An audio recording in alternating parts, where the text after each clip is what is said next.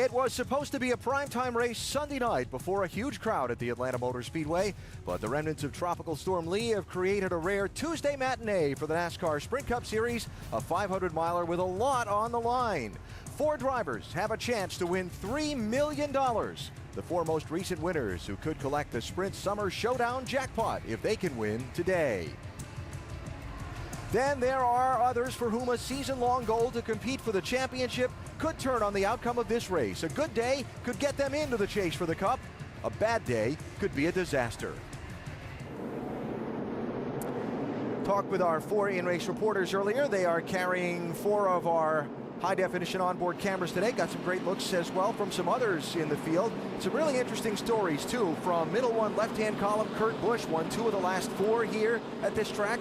Kevin Harvick, lower left, had a really great car in the practice sessions over the weekend. Lower middle, Martin Truex Jr., one of the hottest drivers lately, right? Yeah, great run last week, 2nd place at Bristol. And that guy on the lower right. Man, he needs a win. Yeah, he needs a win, and he runs well at this racetrack, too. So we'll ride with those drivers as we go through the day.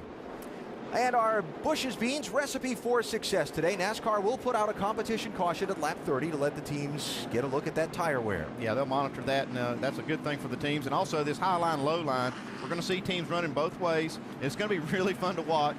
And that final pit stop strategy, we never know what to expect there. Dave Blaney and Mike Skinner have changed rides for the day. Blaney suffering from some kidney stones. He's in the 60. He'll do a start and park. Blaney in the 36. Day and a half late. We are going green in Atlanta.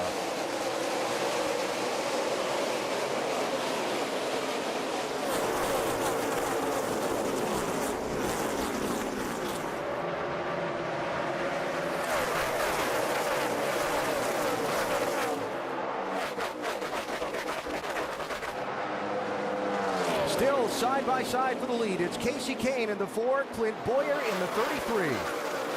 You know, Boyer wants to get a lap led here early so he can get that bonus point. He's going to do it on his first lap. He's got it. Casey Kane still in the hunt to make the chase in that number 4 car, but he really needs to win, and this has been a great track for him. Hey, talking to Clint Boyer this weekend, too, he's very confident of his opportunity here that he can make some things happen on this racetrack today. Give himself a shot next week at Richmond to make the chase. There's Truex moving up the racetrack in the 56 car, racing with Matt Kenseth in the 17 for 5th. Yeah, with the amount of grip this track has in it right now, that low line is probably going to be the best for at least the next 10 or 15 laps. Even though we're having this caution on lap 30, you have to be extremely cautious with these tires because with that grip level you're talking about, Andy, you can still wear the tires out very quickly. Yeah, just an example of how much grip there is. 29.56 that last lap for the leader. 39 Newman, 43 Allmendinger. Allmendinger, there was that wiggle and wobble a little bit that Andy talked about a minute ago. Yeah, you have to watch these seams as you see here on the track. They can upset the car quite a bit. It happens more if the track surface is very hot, but you still have to be mindful of that. A.J. Allmendinger, that 43 car, though, thinks he still has a great opportunity to win a race here and get himself situated in the chase. I tell you, Jeff Gordon is really on the move. Trouble. That's Bobby Labonte. Through the grass. And the caution is out. See, Bobby really do a smart thing there. Once he knew that he had it kind of under control, he let the car back all the way up to the pavement because we had enough rain that he could have gotten stuck down in the grass. I know they're going to have a competition caution at lap 30, but if I'm sitting down on pit box, I would be thinking about coming down pit road right now and changing those tires, even though they can't put fuel in. They can't put fuel in until that competition caution.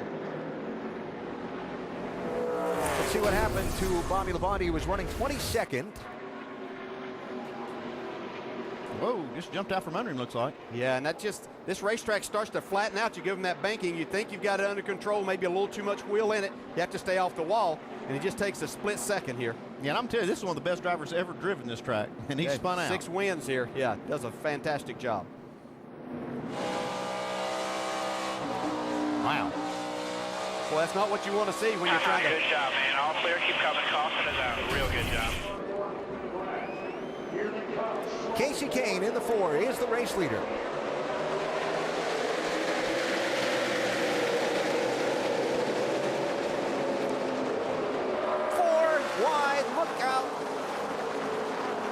plenty of room for more.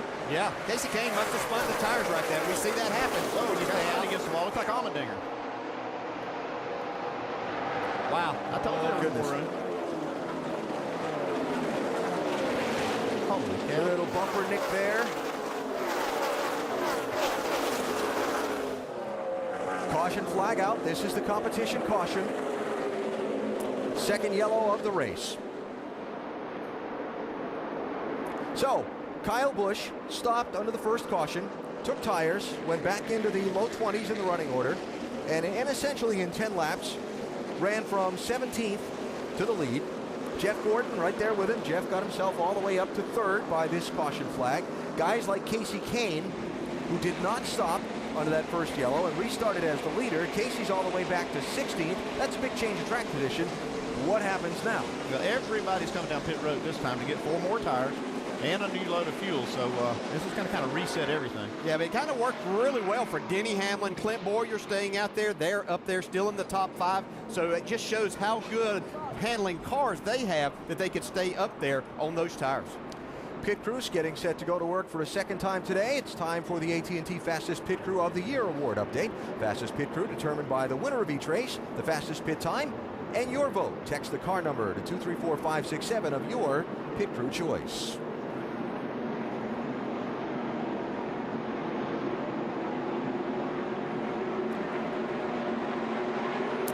So, second round of pit stops for the day for some. First pit stops of the day for others, as we work the second caution flag here at lap 31.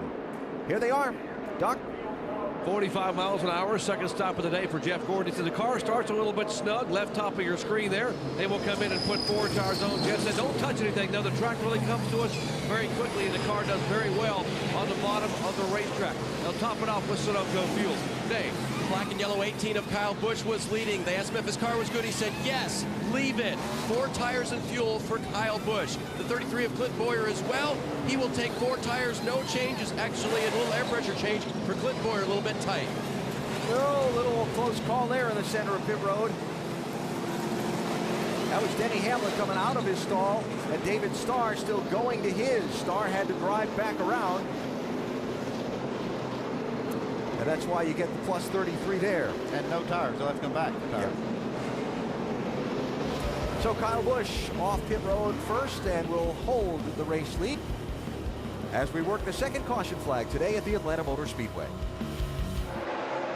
Jeff Gordon already has clinched a place in the chase for the NASCAR Sprint Cup. Said he feels his team is getting momentum and getting stronger as the year goes on, and thinks he's going to be a factor.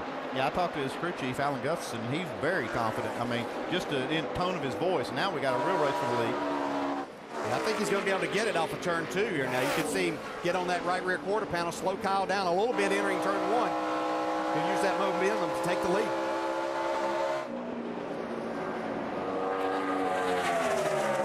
So Gordon powering by Kyle Busch and will become the 6th different driver to lead this race in the early going at Atlanta. Those top 2 have put a little bit of a gap between themselves and third place, Clint Boyer. Conditions changing. Yeah, and they have a totally different racetrack here now than what they started this race, and it will continue to change as more rubber gets laid down on the track, and someone with the experience of a Jimmy Johnson and Chad Knaus, they're ready to make those adjustments on their cars. It went through a big change from the very beginning to that second stop, but now it's kind of stabilized a little. It will change some, but now I think the track will be more like it's going to be the rest of the day. If the sun was out and shining down brightly on the track, then it would really continue to evolve drastically as the race went on, right? Yeah, that's one thing we have here is just a consistent overcast, and that right there will keep the track temp consistent. Oh, there's Bobby Labonte. Just hold it here, hold it. We spun off the 2 here. Yeah, that not as lucky this time as he was that first one. It's killed. That's for the day. Third caution, 2 of them have involved this 47 car today. A spin off turn 4 at lap 11 while running 22nd at that time. Didn't hit anything, just a big slide through the grass, but this time off of turn number 2 while running 30th. That's heavy damage. Yeah, there's fluid there. We're gonna.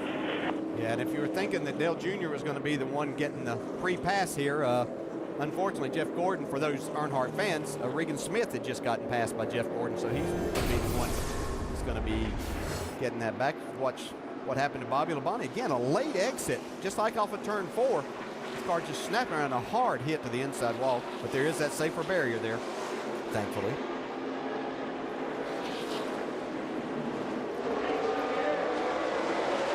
Kyle Busch has got to slow up.